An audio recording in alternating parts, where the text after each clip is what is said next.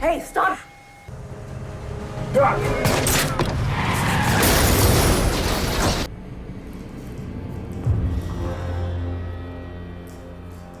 The movie kicks off with SWAT Commander Travis Hall receiving orders from his superiors to head to headquarters, despite the proximity to the New Year's holiday.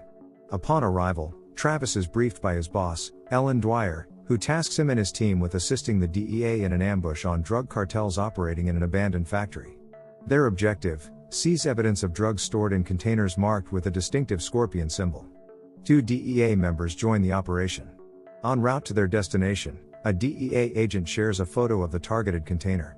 The SWAT team, accustomed to ambush missions, somewhat underestimates the complexity of the task. Upon reaching the location, they initiate the operation, swiftly overpowering the guards and locating the designated container. However, a sudden attack by cartel members catches them off guard, leading to a heated shootout. Despite casualties, the SWAT team ultimately prevails against the cartels, capturing a member named Diego in the process. With the situation seemingly under control, the 2 DEA members attempted to unlock the container, oblivious to the lurking cartel member who unleashed a missile, instantly claiming their lives. Acting swiftly, Travis engaged the remaining cartel operative, eliminating him with a single shot. The SWAT team proceeded to open the container, anticipating drugs, only to discover a man chained inside. This enigmatic individual bore a scorpion tattoo on his back, maintaining a stoic silence that left the SWAT team puzzled, pondering his identity. Travis, deciding to transport both Diego and the mysterious man to SWAT headquarters, faced criticism from Ellen upon arrival. She admonished him for not relinquishing the captive to the DEA immediately. Travis, however, defended his choice, expressing a desire to extract information through direct interrogation before handing him over. The narrative then shifts to a plane carrying the terrorist leader, Lars, and his associate, Phoenix. Lars, holding the mysterious man he dubbed Scorpion, learns of his detention at Seattle's SWAT headquarters. Enraged, Lars commands his men to launch an assault on the SWAT headquarters. Meanwhile, Travis consults the IT specialist at headquarters, seeking information on the true identities of Diego and Scorpion. The IT expert successfully uncovers Diego's actual identity, a defected lieutenant from Hungary now aligned with the mafia. However, when it comes to Scorpion, the IT officer hits a dead end, unable to retrieve any information. Travis proceeds to interrogate Scorpion, while delegating the task of questioning Diego to his female subordinate. Despite Travis's attempts, Diego remains silent, resorting to self-inflicted harm against the handcuffs. Simultaneously, Scorpion proves equally reticent about revealing his identity. He cryptically directs Travis to inquire from Diego if he wants to uncover the truth. Unfortunately, upon reaching Diego's cell, Travis discovers that Diego has met an untimely demise. Returning to Scorpion, Travis seeks answers about the events. Scorpion calmly discloses that he is a target of an unknown enemy and predicts that a federal agent will soon claim him. However, he warns Travis that the agent is an imposter. Confirming this, when Travis encounters 2 individuals posing as FBI agents, they falter when pressed for details to verify their identities. Recognizing that their disguise had been uncovered, they swiftly brandish their firearms.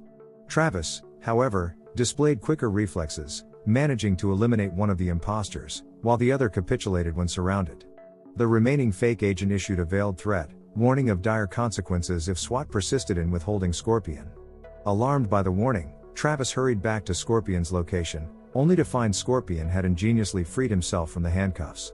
Another confrontation ensued, revealing Scorpion's impressive prowess in hand-to-hand combat. Surprisingly, instead of harming Travis, Scorpion disarmed him and returned the weapon. Extending an olive branch, Scorpion proposed cooperation, anticipating an imminent assault by Lars with a sizable force. Subsequently, Travis and Ellen approached Scorpion in his cell, seeking to unravel his true identity. It's here that Scorpion unveils himself as a special intelligence agent who has purloined something of immense value, worth billions of dollars. He discloses that Lars, the terrorist notorious for capturing small nations with his formidable army, is the relentless pursuer. Moreover, Scorpion suspects the presence of informants within the SWAT team collaborating with Lars. Upon digesting the gathered information, Travis resolved to relocate Scorpion to a different site, aiming to avert additional casualties within SWAT and thwart any tracking attempts by Lars agents.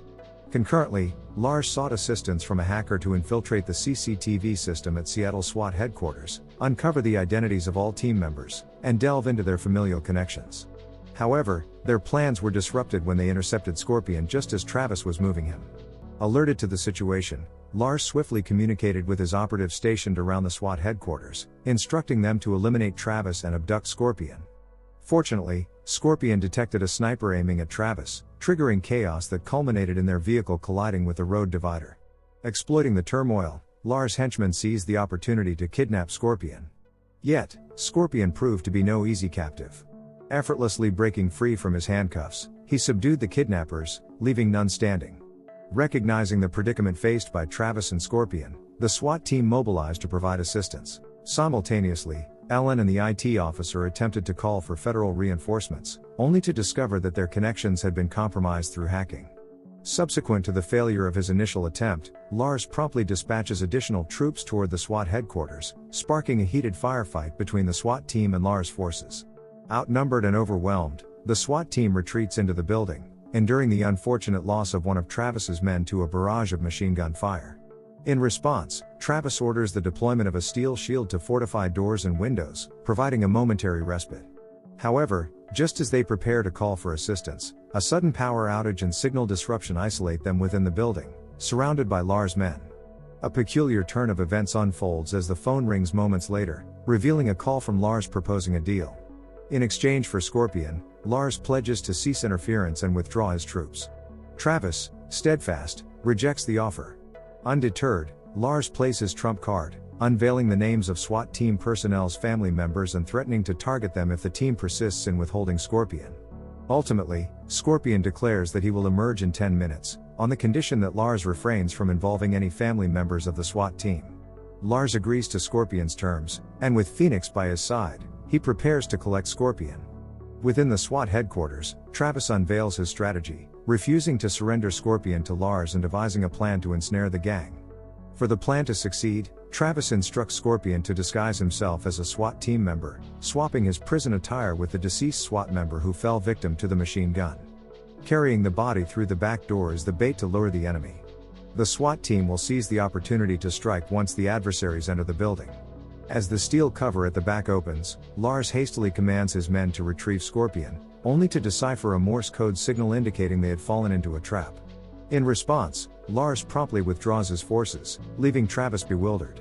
Observing the flickering light, Ellen rushes towards the location. Subsequently, all SWAT team members regroup, with the exception of one individual, Ward. In pursuit of Ward, Travis unveils a shocking revelation. Ward is an undercover operative collaborating with Lars. Ward releases the imposter posing as an FBI agent in custody, and together, they head to the basement to disable the building's locking system. However, before reaching their destination, Ellen intercepts them. Swiftly reacting, the imposter breaks Ward's neck to divert her attention, then proceeds to shoot Ellen and gains access to the basement. Travis arrives shortly thereafter, and Ellen briefs him on the situation, exposing Ward's allegiance to Lars. Unfortunately, they are too late to prevent the imposter from successfully deactivating the building's locking system. Engaging in a struggle with Ellen, the fake FBI agent confronts Travis, only to be shot dead from behind. With the steel shields no longer in place, terrorists freely infiltrate the building, forcing the outnumbered SWAT team into a challenging battle. Despite their efforts, casualties mount during the firefight, prompting the surviving personnel to seek refuge in the basement. Tragically, Ellen becomes separated from the group and, to compound matters, encounters Phoenix in an unexpected and dire twist of events. Immediately engaging in a fierce confrontation, the two combatants, Phoenix and Ellen, strive to outmatch each other. However, in the midst of their clash, Lars intervenes, rendering Ellen unconscious and instructing Phoenix to swiftly locate Scorpion. On the other front, Travis and his team, persisting in their journey to the basement, eventually rendezvous with Scorpion. Scorpion's initial directive is for them to take cover so he can eliminate Lars' men behind them. Subsequently, Scorpion guides Travis' team through a tunnel connecting to the outside, urging them to seek help upon their exit. However, Travis opts to stay behind with Scorpion to rescue Ellen. The duo decides to split up for a quicker search, but instead of finding Ellen, they encounter Lars and Phoenix. A clash ensues as Travis confronts Phoenix, while Scorpion faces off against Lars. The exchange of gunfire between Scorpion and Lars persists until ammunition is depleted, prompting a transition to a hand-to-hand duel. Simultaneously, despite initial challenges against Phoenix's assaults, Travis seizes an opportunity, pushing her from the building's pinnacle.